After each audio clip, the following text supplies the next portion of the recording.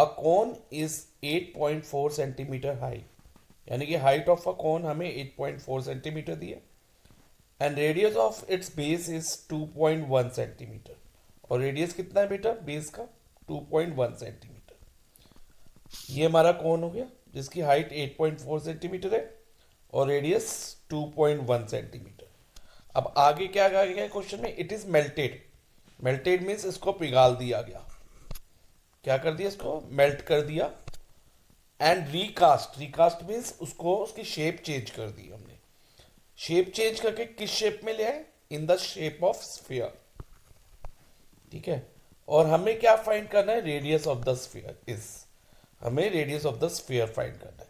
बेटा ध्यान से समझना इस क्वेश्चन को।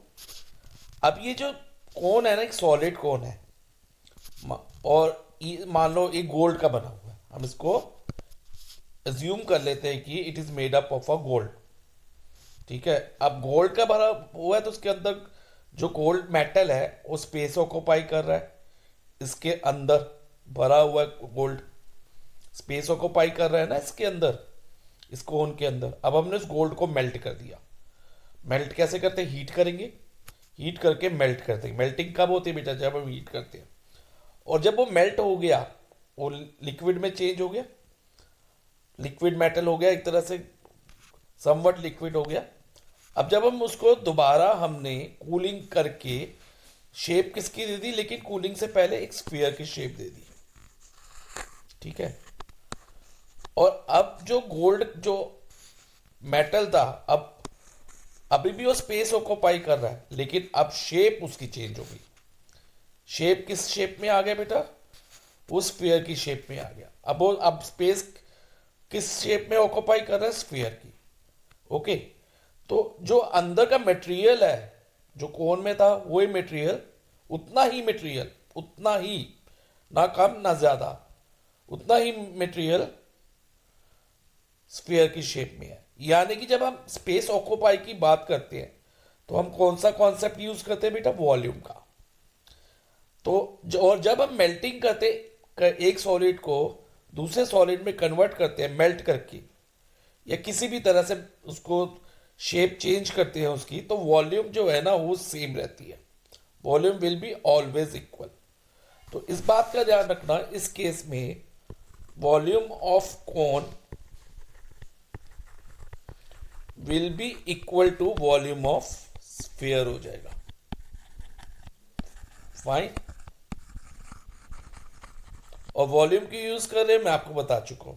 और अगेन मैं बता रहा हूं, जब हम एक सॉलिड को दूसरे सॉलिड में कन्वर्ट करते हैं बाय मेल्टिंग, तो उनकी वॉल्यूम हमेशा, दोनों सॉलिड की वॉल्यूम इक्वल रहती है। इतना क्लियर है बेटा? Yes sir. अब वॉल्यूम ऑफ कोन का फॉर्मूला क्या है? 1/3 पाई आर स्क्वेयर एच। यही फॉर्मूला है? यस सर, यही फॉर्मूला है।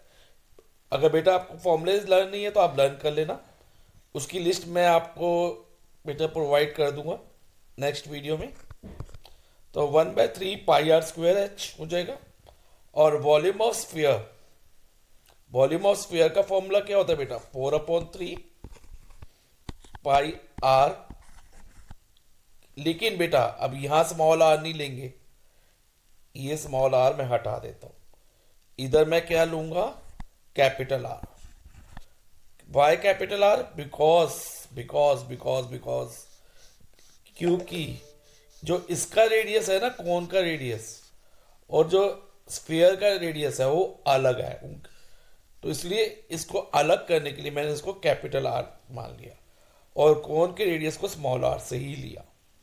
अब ध्यान रखना बेटा, अब हम कुछ कैंसिल करेंगे, जैसे पाई और पाई कैंसिल हो जाएगा। पाई की वैल्यू मत डालना, नहीं तो बेटा थोड़ा डिफिकल्ट हो जाएगा, तो पाई कट कर दो। अब और कुछ कट हो सकता है? आर स्क्वायर और आर क्यूब में बिल्कुल नहीं हो सकता, क्योंकि ये स्मॉल आर है और ये कैपिटल आर है, तो इसमें हम कट नहीं करेंगे। ओके। अब नेक्स्ट क्या होगा, ध्यान से समझना बेटा। अब हमारे पास क्या इक्वेशन बन गई? 1/3 R square H is equal to 4/3 R cube. अब क्या करो बेटा, इसके अंदर वैल्यू डालो। 1/3, रेडियस कितना है?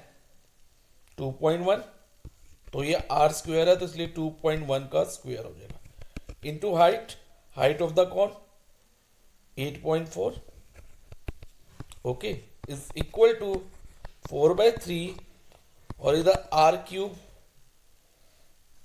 की वैल्यू तो हमें दी नहीं हो, तो हमें फाइंड करना है radius of the sphere is, हमें भी ये फाइंड करना है, रेडियस फाइंड करना है स्फीयर का, तो इसको हम r ही रहने देंगे।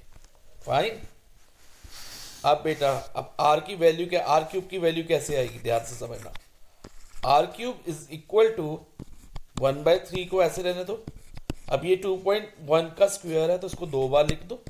2.1 मल्टीप्लाई बाय 2.1 मल्टीप्लाई बाय 8.4। अब क्या करना है बेटा, 4 इधर मल्टीप्लाई है तो इधर आके ये डिवाइड में आ जाएगा। इस डैश को मैं पूरा बढ़ा देता हूँ और 4 को यहाँ डिवाइड में ले लेंगे, इसके डिनोमिनेटर में ले लेंगे, डिवाइजर बन जाएगा। और 3 इधर क्या आता बेटा, 4 डिवाइडेड बाय 3 था ना, डिवाइड बाय 3 था, तो ये 3 यहाँ आके मल्टीप्लाई होगा। और इसको सॉल्व करने के लिए सबसे पहला काम करेंगे हम, इस 3 और इस 3 को कट कर दो। फाइन। ये 1 का तो कुछ नहीं है बेटा, 1 multiply any number is same number, तो ये नंबर 1 को हम हटा देंगे। अब 8.4 को 4 से डिवाइड करो तो ये हो जाएगा 2.1। जब मैंने 8.4 को 4 से डिवाइड किया तो इधर 2.1 आ गया। अब देखो बेटा 2.1 multiply 2.1 multiply 2.1 is equal to R cube. बेटा अगर हमारे पास इधर आर क्यूब है आर एच एस में और हमने आर की वैल्यू निकालनी है, तो हम क्या करेंगे, आर की वैल्यू रहेगी cubic root of L H S. Cubic root बेटा ध्यान रखना, इधर 3 का साइड 3 इधर नहीं लिखना, 3 को छोटा सा इस रूट के अंदर लिखना है, यहाँ पर इस जगह पे लिखना है, ठीक है। 2.1 मल्टीप्लाई बाय 2.1। अब रेडियस क्या रहेगा, इसमें बेटा हम ट्रिपलेट्स बनाएंगे। ट्रिपलेट्स मीन्स 3 के ग्रुप्स बनाएंगे, 3 के।